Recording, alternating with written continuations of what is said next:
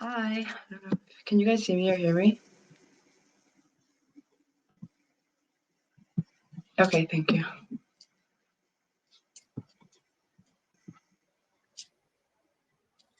Hi. Just waiting for everybody to get on and then we'll begin.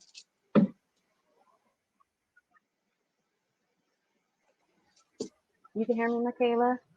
Yes, I can hear you. Thank you.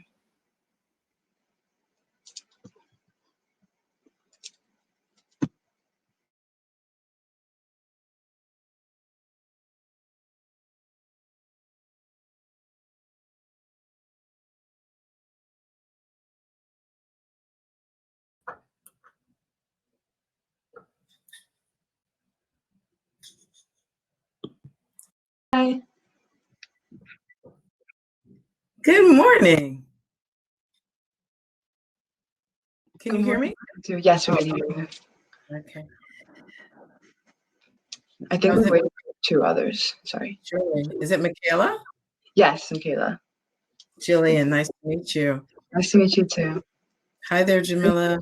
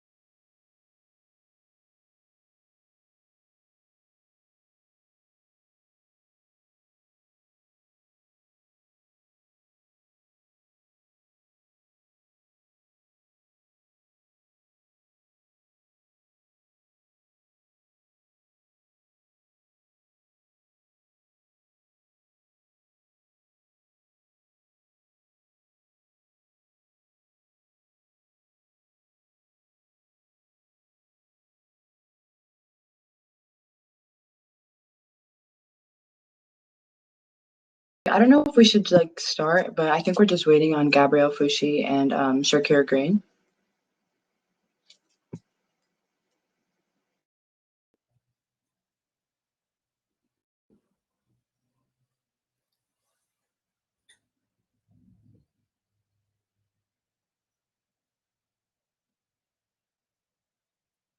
I'd say we give it till 11:06, maybe? That's fine. Mm-hmm.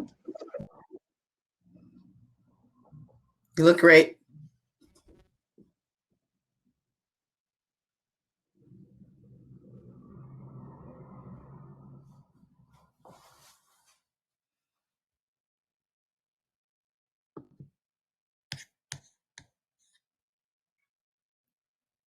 We'll start. I guess they can just jump in whenever. But hi, my name is Makalya Rivera. I'm 15 years old. I'm going to be your student lead today. Dr. King and all of his accomplishments have always been a huge inspiration to me, and that's why I was really happy to be a part of this. So with me, I have right now Jamilia Powell, the program manager for LAEDA's Women Business Center. Sherkera Green should be joining, Chase Manhattan Region's Market Director. Gabrielle Foushee, New Jersey Business Community Development Corporation Assistant Program Manager, and Gillian Sarjeant-Allen, Executive Director of Rising Tide Capital's New Jersey program. So could you ladies possibly tell me a little bit about yourselves and what you guys do? So I'm going to jump first because I've got gray hair. That's all right. Thank you so much, Michaela. My name is Gillian Sarjeant-Allen. I want to thank the Martin Luther King Jr. Commemorative Commission for inviting me to be a part of this conference. Youth, we hear you. I'm excited to listen to you more intently, and I am honored to be on this panel with such wonderful ladies. But my name is, again, Gillian Sarjeant-Allen. I am the Executive Director of Rising Tide Capital here in the state of New Jersey. We are an entrepreneurial training nonprofit. We provide fundamental business services and support for those looking to start and grow their businesses. We work with 1,000 entrepreneurs every year throughout the state of New Jersey, and we do so through our primarily our two core programs, and that's our Community Business Academy, a 12-week just foundational course on business, developing and growing businesses, and then we provide support to small businesses afterwards. Just a fun fact about me, I'm also a graduate of the program from 2009, so it's an honor for me to sit in this seat as executive director as we try to support small businesses in the state and provide opportunities for development and growth. Are you there? Is that me? Okay. Just one fact about me. I'm from, my family's from Trinidad and Tobago. For all of those folks in the house, I'm a proud first generation American. And I'm looking forward to having a great conversation with you all today.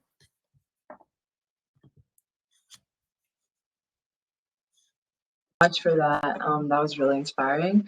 That's like really cool what you do. Sherkera Green, hi, it's so nice to meet you. We're just kind of going around and talking about what we do. That's fine. Anybody else can go next. So I think Sherkera is working on her audio, looks like. So I'll go next. My name is Jamilia Powell. I am the program manager for the Laida Women's Business Center. So very similarly to Gillian, I help businesses start and grow. So my goal is to help women entrepreneurs very specifically because a lot of women are dealing with a lot of other things when they're trying to start businesses. They may be dealing with families, they may be dealing with significant others. So there are a lot of other things that they're dealing with. I definitely love what I do because I definitely always tell them I'm the triple threat. I'm a woman, I'm an African American, and I'm from the inner city. So I tell them all the time, my goal is to help my city grow. So a lot of times people will always say, oh, well, you're from one of the poorest cities, in the United States, one of the most dangerous cities in the United States. But I tell them, being a product, if anyone here is from Camden, I saw some people earlier from Camden, shout out to Camden, New Jersey. I will tell them all the time, I was born and raised in Camden, New Jersey, and I am a product of Camden, and I have succeeded, I've gone far, and I'm back to help my city. So that is always my goal. So I see CMD in the house. Yes, yes, yes. So definitely one of my things, helping anyone who's in my area start or grow a small business. So very similar to Gillian, we do it through business training. So we have a 9-week program, but also have a 5 and a 5-week program and single night seminars. And we also do business counseling. So I see Newark in the house. So listen, I went to school in Upper Montclair, but spent all my time in Newark, New Jersey. So Newark, New Jersey, shout out as well. Brick City in the house. So yes, definitely. One fun fact about me, when they talk about code switching, it's so hilarious because I'm sitting here saying to myself, hey, I code switch all the time. My family's from Jamaica. So shout out to you, Gillian, family's from the islands. My family's from Jamaica. So, and I went to school in Upper Montclair and I'm from Camden. So that's a whole lot of code switching. So definitely just happy to be here. And I'm excited for this opportunity. Yes.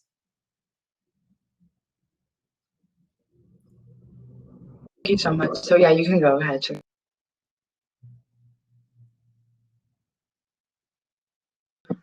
I can't hear her. Can you guys hear her? I think you're muted.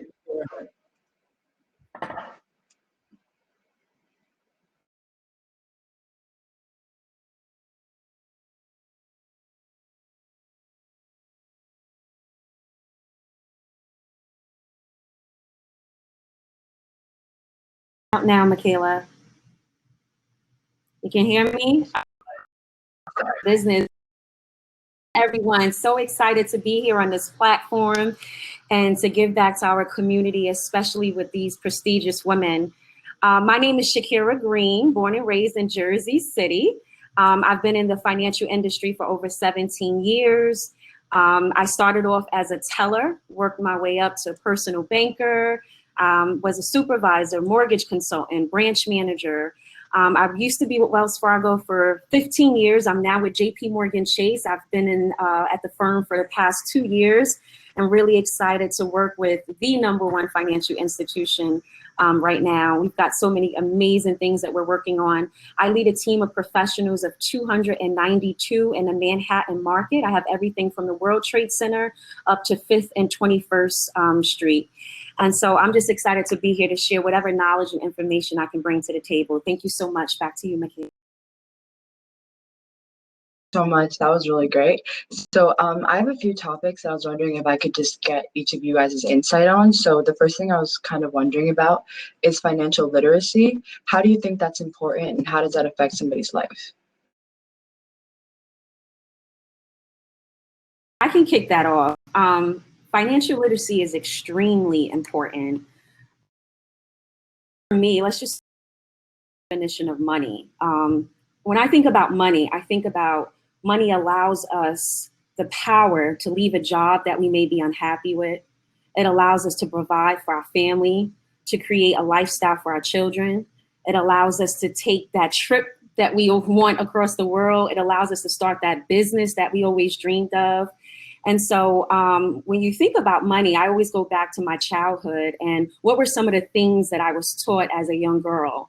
And it's really beginning to shift your mindset and what is your perception about money. And that ties right into financial literacy. So I'll give you an example. You know, growing up, my grandmother used to say, when you leave this house, you represent me. And translation, that meant you must always look your best. So every job interview, I was running out and buying a new suit. Every time I had a date, I had to have a new outfit. If I was going to brunch, we got to look sharp. Hair done, nails done, everything did, right? But how is that showing up in my finances? You know, could I afford those things? You know, so my grandmother didn't know better, but she moved here from the South, migrated from North Carolina, moved to Jersey City, and worked very hard to provide a lifestyle as a single parent. And so I think it's very important to start teaching our children the younger we are that we can learn the importance of a dollar, how to manage it, the importance of literacy, the importance of our credit, the importance of building legacy. The early we can start those things, the better off. So that's my position on financial literacy. Very important. Yeah.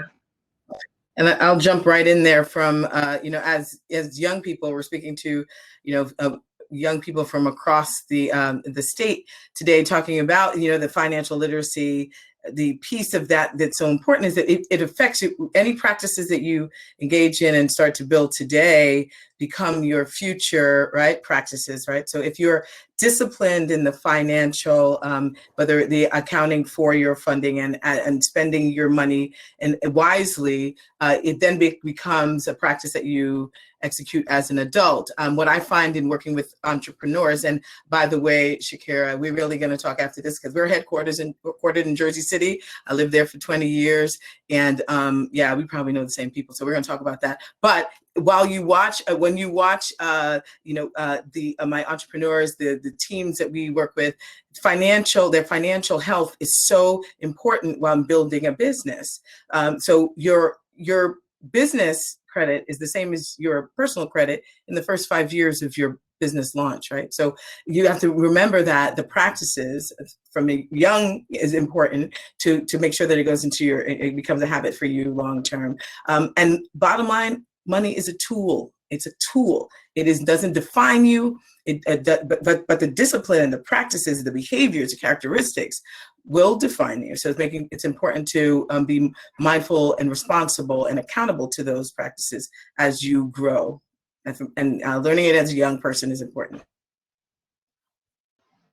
I just wanted to add to that. I mean, for me, honestly, so Sherkera, I hear you because listen, at work, they call me the fashionista, they call me the diva because I come in and I love to look good. You always want to look good when you go out. But what I learned about consignment shops. You know, I learned about places where I can get designer label brands, you know, at a decent price. And I really learned just credit. I think a lot of times we were just laughing the other day and talking about credit. and how when you're in college, you sign up for all these credit cards because you want to get the free Frisbee. And you're like, I don't really need a Frisbee, but but you still have a new credit card that you don't know how to use responsibly. So I think really learning, I call it the game of credit, because it really feels sometimes like a Monopoly game and you have to learn the game. But honestly, financial literacy is so important. I think one thing that I probably tell anyone who's in school, do the work now to get scholarships. If it whatever scholarship it is, it's the academic scholarship, it's the athletic scholarship. They have scholarships out here for being left-handed. I mean, being able to come out of school with little to no debt puts you in a great place to have freedom to do all of the things that you want to do. Like Sherkera said, take the trips, buy what you want to buy. Honestly, that's one of the things that I learned, just being the best. King Na talked about being the best at what you do, and getting money for it when you go to school.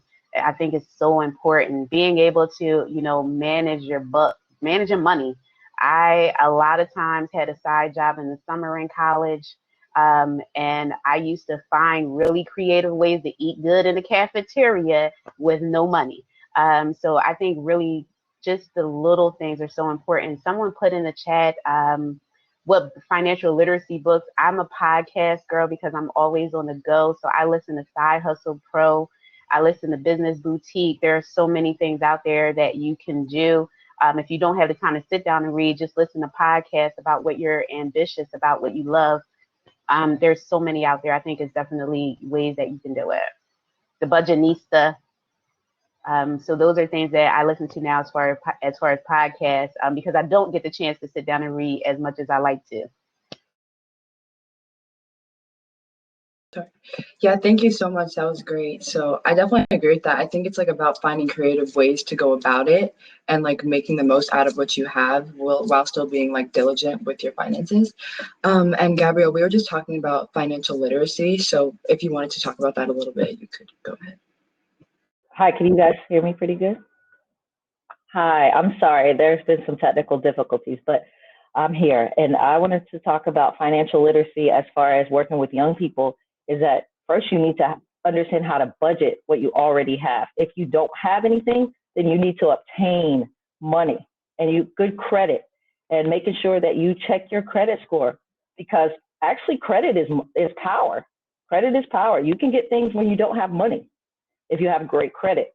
So it's very important that if you do start accruing some type of financial gain, that you know how to balance it. You don't become materialistic to the degree where you can't save any money, or you don't really know how to help your parents if that's something that the reason you got a job or the reason you wanted to help out. You have to really take time and write down a budget. If you know a certain amount of money a month, then you take that budget and you say, this is what I have to give to my parents, and the 10%, the 20% is going into my savings, and I'm not going to touch it. And don't touch it. Do not touch your savings. Sorry, can you guys hear me? I totally agree with you. So then that kind of goes on to the next topic I was going to ask about. So how do you think that people, especially young people, should go about understanding credit scores and credit reports? Because I think that that's something that a lot of people are lacking resources on. So how do you think people should go about really being proactive? So I can kick that question off. Great question, Michaela. So I always like to talk about the 5 C's to credit, and I'm going to drop it in a group chat in a second, but for those at home, if you want to take some notes. So we're going to talk about the 5 C's to credit. The first C is character. What is your character? That's kind of everything that's on that first page of your credit report that shows your history, your address, where do you work. But basically think about it this way. If you ask to borrow $1,000 from me and you pay me back on time, right? Pay me back on time and agree to the terms and condition that we met, then that's your character. Will you make good on this particular loan? So that's the first C, character.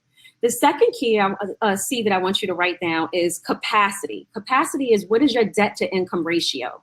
So when you come to a lender, when you come to a bank, we're looking at how much do you make? And what do you pay out? So what are your monthly expenses? And it cannot exceed over 42%, or more than likely you won't be eligible to qualify for that particular loan that you're asking for. The third one is collateral. Is this going to be an unsecured loan or a secured loan? Are you backing it up? Is it going to be backed up by your house, a boat? You can put out a second lien on your house, which is most people know that as a home equity or home equity loan or home equity line of credit. So what's the collateral? The interest rate on an unsecured loan is always going to be higher than on a secured product. So that's the third C, collateral. The fourth one is capital. How much are you putting down in that transaction? If you're looking to purchase a home, are you going to put down 3.5%, 5%, 10%? Right now, and it's a really good time to get out there because interest rates are low. You will never be able to borrow capital for so cheap. So if anyone's in a position to do it, start thinking about it. And then the last C is conditions. So what are the conditions in terms of what you're asking to borrow with this transaction? What's the interest rate? What's the APR? Is it going to be a cosigner on a transaction? So from a banking perspective, this is how we think about, should we lend to this particular borrower? So I hope that.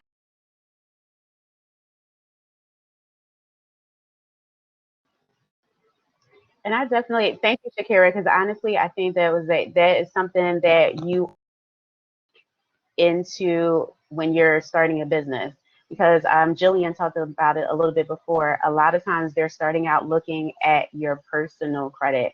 So really thinking about your personal credit. So Sherkera, I typed them for you in the chat. So the biggest thing, honestly, is really paying attention to what you do now. Best practice. I tell people all the time, I see a lot of people talking about Credit Karma. Credit Karma is good to keep track, but you also want to be aware that it doesn't always match your credit score. So a lot of times you really want to be mindful.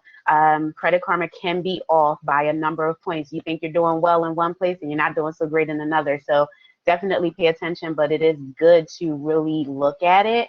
I think, you know, a lot of people are talking about keeping your credit below a certain percentage when you have your credit limits. It really definitely is one of those places to be, that it's important. A lot of times you don't learn that it's okay to have a credit card. Some people were saying like, well, I don't want money. I don't want to owe anyone any money. It's okay if you manage it. That's the biggest thing, managing it and knowing what you have, knowing what you spend. You know, we teach a lot of credit classes, and I think one of the biggest things that becomes an issue when you don't see it, it's not money in your hand, you tend to spend more of it. So it's paying attention to how much you're spending, and keeping an eye on it, using it wisely, using it for things that you know you could pay back if you need to, you know, is one of those big things. So at actual representation, there are some credit cards out there that give you an exact representation of your credit score. There are different places where you can get your credit score. So Sherkera, I know you can speak to this as well. So some banks offer it, some credit card companies offer it. So Credit Karma is not bad. It's good to monitor, but just be mindful that every credit, you know, every reporting agency doesn't report to every credit bureau, so your score can change depending on which one you're looking at. And just to jump in a little bit, there are a lot of nonprofits that can support you too in this way. You can there's New Jersey Citizen Action in Newark there's soft pulls on your credit report just to find out exactly what this current status of your credit health is. So there are many opportunities for you to kind of get an insight into what your spending habits are. But I'm going to go back to just the discipline of you know, understanding your money, the income, and then your expenses, understanding what is important to spend on, what will bring you a positive return, a great return on investment moving forward, right? So I may look much older than you guys out there, but just a little bit ago, I was, you know, a college student getting the same Frisbees as Jamila talked about, you know, getting these credit cards, and when it's out of sight, it's out of mind. But again, as I encounter our entrepreneurs who are looking to build their businesses with great business ideas, great passion, when it comes down to the credit when they're looking to get some additional investment through, whether it's small loans, etc., they can't seem to make it work. We have to work with them a little more diligently to get them to the position of being invested in by a bank. So it's just about practice. It's building good habits now so that it can be effective to you a long term and impactful to you long term.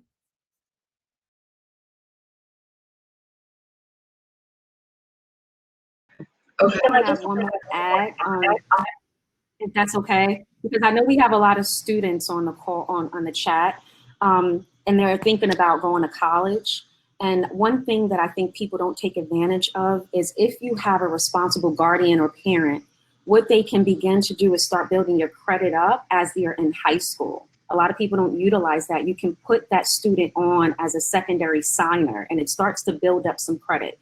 So unfortunately, not everyone may be prepared from a financial standpoint where they have saved thousands of dollars to pay for college, or, so realistically, some people may have to take out loans. And with that meaning, you have to have some established credit. So if you can start putting your children on, or if an adult can put you on one of their cards, now their credit got to be good now. So if you got somebody and they don't have good credit, I am not recommending this. But if you do have a responsible guardian or parent who has some good credit, have them put you as a second authorized signer, and then you can start to build up some credit. So just a little.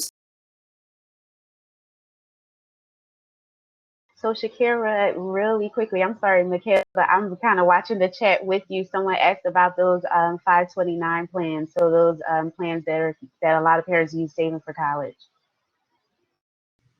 Yeah, so a 529 is a savings account. It can be opened up with like a licensed financial advisor.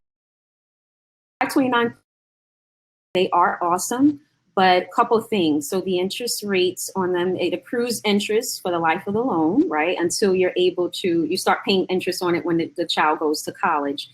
The thing is, if it's not dispersed directly to an education or to some type of educational institution, then there may be penalties. So what I am advising some parents to look into now is also Coverdale accounts. Coverdale accounts, you may not earn as much interest as the 529 plans, but we have so many children now that have an entrepreneur spirit and may not want to go directly to college, right? Some people are starting their businesses in high school and becoming, successful entrepreneurs. The Coverdale account allows you to save for that child, but then you won't be have any tax penalties if the child decides not to go directly to school or to college right away. So look into both options, the 529 plans or the Coverdale accounts, and I'll drop in the chat how to spell it.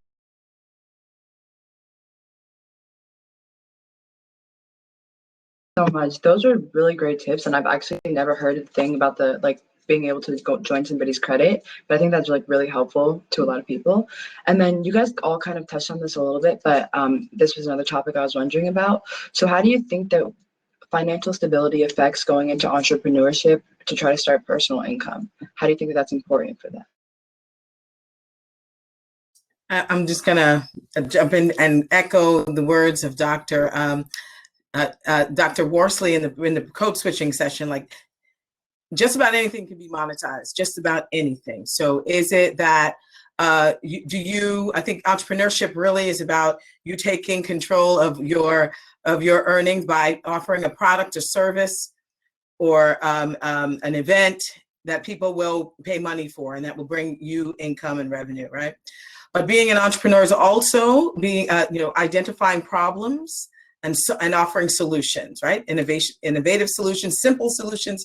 And we all have our talents and skills. And I think that it's important for us to look to our talents, our skills, our passions to see what we can actually monetize. Do you enjoy, baking?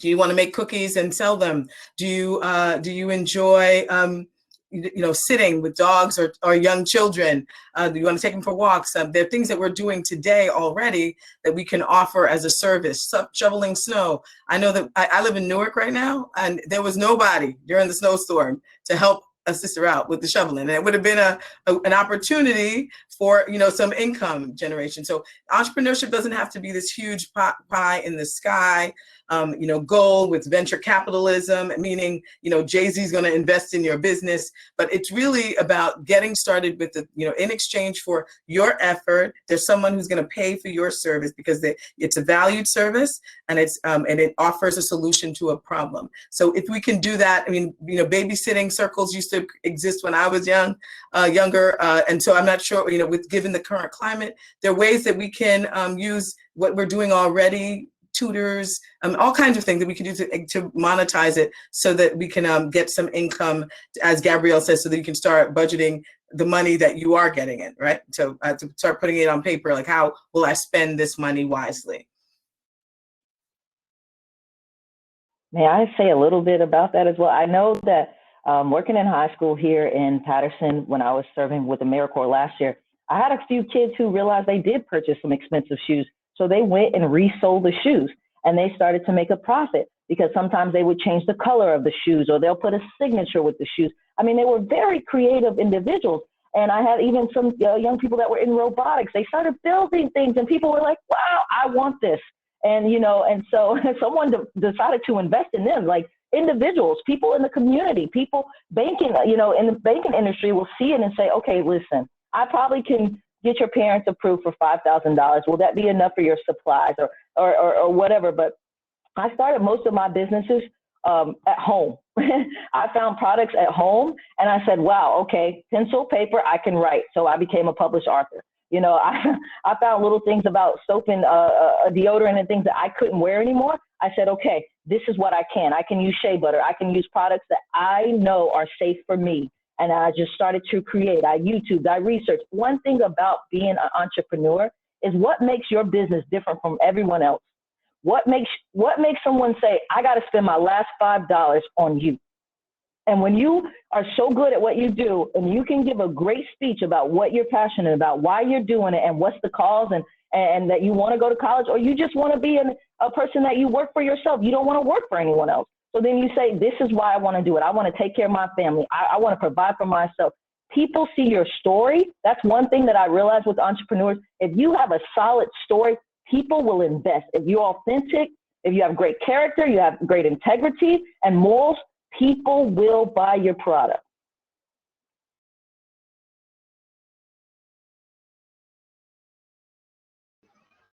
I don't think I could have said it any better myself. I think one of the biggest things, like Gillian said, I call it your DBS, your different, better, special, what makes you special at what you do.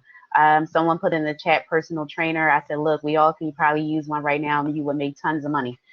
So dealing with the pandemic, I've honestly met so many people who have just switched the game up. I had a lot of hairstylists who couldn't do hair, so in Jersey, they shut down hair salons and barbershops.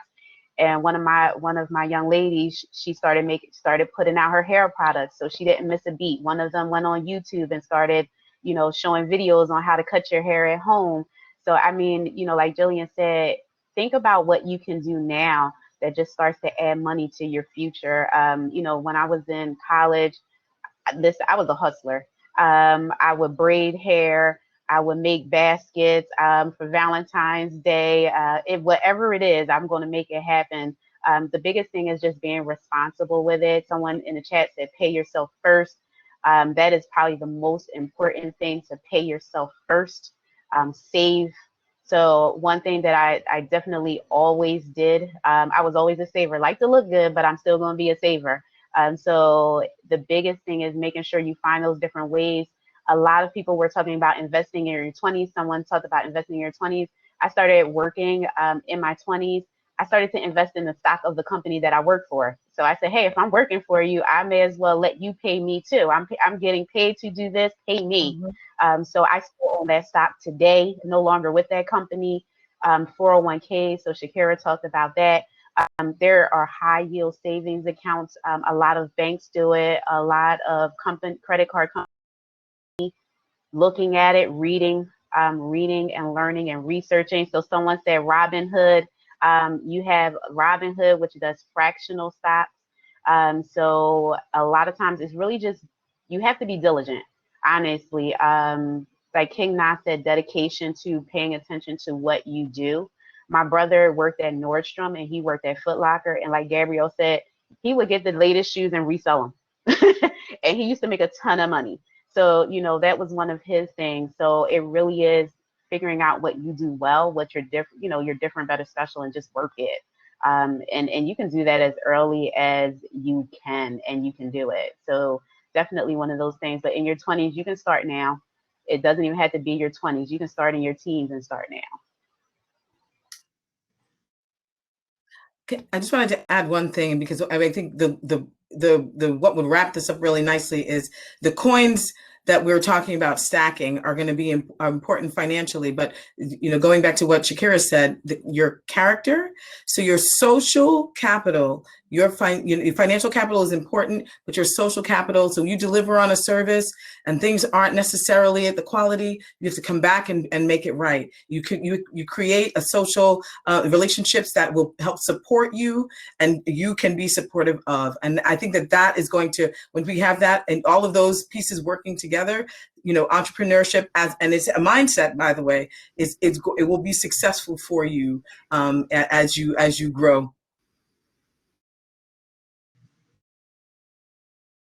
Much. I agree with everything you guys were saying. So now that I talked about a few topics, I have some questions for you guys, if that's okay. So the first thing I was wondering is, how did you guys choose to go into these careers that you went into? I can kick that off. Very transparent. Went to Keene University, and I used to waitress, and I was used to waitress at the Olive Garden. And it was a Saturday afternoon, one of the worst shifts in the world. What does everyone go to the Olive Garden for, ladies? Breadsticks and salad. And guess what? We didn't get our truck. We had no breadsticks, no salad. So I get sat at my first table, and it's these two young ladies. So I bring over a bottle of wine, and I had them wine tasting. Long story short, during the middle of their dining experience, the truck wound up coming. They had no idea what I was experiencing behind the scenes. And the lady left me her business card, and she said, "Your service was impeccable. If you ever want a job, please call me."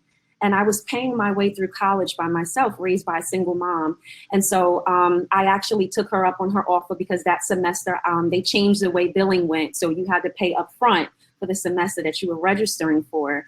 I wound up calling her, and that is how I got into banking. And ironically, today I hold the seat that she had when she hired me.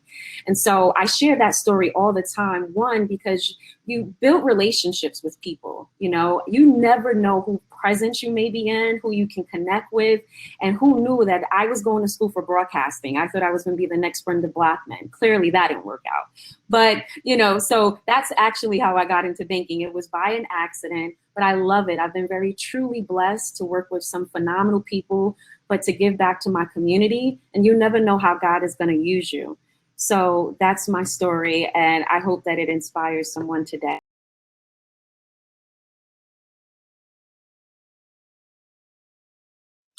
So I'm a community organizer by training and experience. I moved to Jersey City in 2001, and at the corner of my block, I lived at Randolph and Carteret Avenues.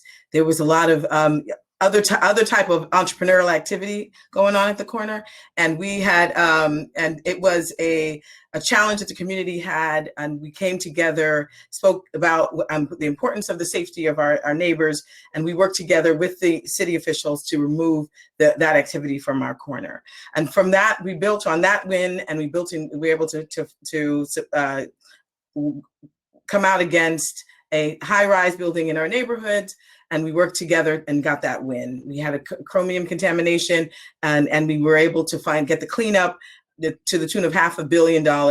We got that win. And so with those wins, what we were able to do is bring people along for the ride. So I enjoy community engagement, community activity, the ownership of communities by the residents.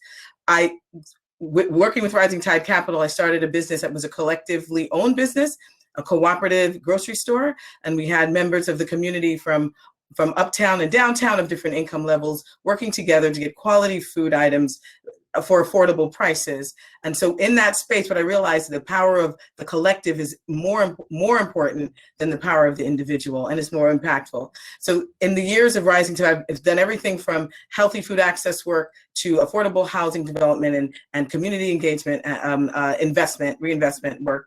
And Rising Tide Capital asked me to be the first executive director in this business to represent the entrepreneurs on the ground in the state of New Jersey and expand our work. And I couldn't be more proud to be sitting in this seat today as an example for not only the entrepreneurs that have come through the program to see that, one, that we are a family and we run deep and long, right? There's lots of room for all of us to support each other, but as an opportunity to say, well, I wasn't necessarily headed in this direction, but I'm called in this direction and I'm willing to stand in it, hold a space for everyone who needs this support at this time, and so that we can be effective and impactful to grow wealth and opportunity for small businesses and entrepreneurs of color, primarily in the state of New Jersey. So that's me.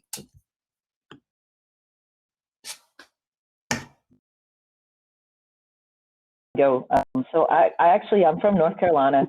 I moved up here because I wanted to serve with the AmeriCorps. Prior to serving, I had such a great experience. I did a lot of the speaking engagements. And so because of that, kind of just making my presence known, eventually I was able to be promoted recently as a program assistant manager here in New Jersey in the Paterson area, serving all types of different populations. And I have enjoyed it. And I believe in turning your pain into your passion. And growing up in low income family, homes, I saw a lot of kids who couldn't make it. And I was determined to, I wanted them to make it. I was the one telling them, listen, I made it, you will too. Not I made it and you go away. I made it, I'll teach you the steps, I'll be with you, and I'm gonna mentor you through it. And so many of them, I found that I wanted to continue to do this for a long life. I love mentoring people. I love showing them that, this entrepreneur thing for me came out of pain. I was, a kid who grew up that was unable to read correctly. I had a lot of disabilities. And so for me to even be able to write and to read is a miracle. And so I was letting people know, if you have developmental disabilities, how to overcome them, how to even work with them, and to let your light really shine, and that you have something to offer this world no matter where you are in your life. And what you have, others do not have. Don't think because it's, just what little thing to you, it's major to someone else. That little business is major to somebody that's hurting. That's major to somebody that doesn't know that they could do it as well, So I speak a lot from passion. A lot of my businesses come from passion and things like that.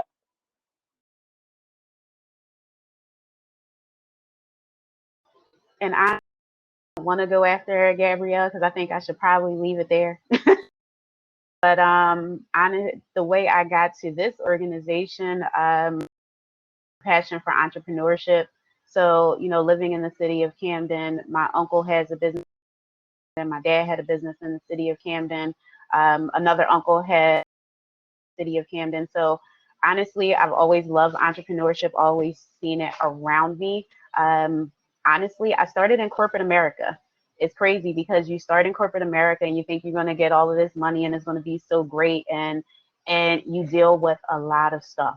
You deal with a lot of stuff being a woman of color, being a young woman of color. You deal with a lot of things. So the beauty of it is I come back to my city to help other business owners who want to start a business, who want to grow a business. So it really is a wonderful thing. I started my job as an intern, so didn't even get paid, was doing it on the side. And they said, hey, do you want to work here because you've been doing so well? And I'm like, yeah, why not? Let's go for it. And the biggest thing is that's the process that I started, and I've been there 5 years later, and it really has been a wonderful experience for me. I will always help grow my city. I will always help other small businesses grow in the Southern New Jersey area. So that's always going to be my goal. So much. I think that we only have a few minutes. I just wanted to say that you guys are all so inspiring, like honestly, and I know you guys also, each of you do a lot of work for like oppressed communities. I know you do a lot of community service, things like that. And I just think that's really inspiring because with all the hard work and success that you guys have, you also still make sure to give back to the community.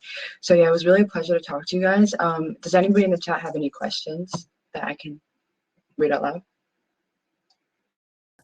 And while you're Well, waiting on that, Michaela, I just want to say on behalf of the panel, thank you. You did a phenomenal job moderating, and it looks like you also have a fan base in the chat here that think you're beautiful. But thank you, nice job, and great job moderating the panel.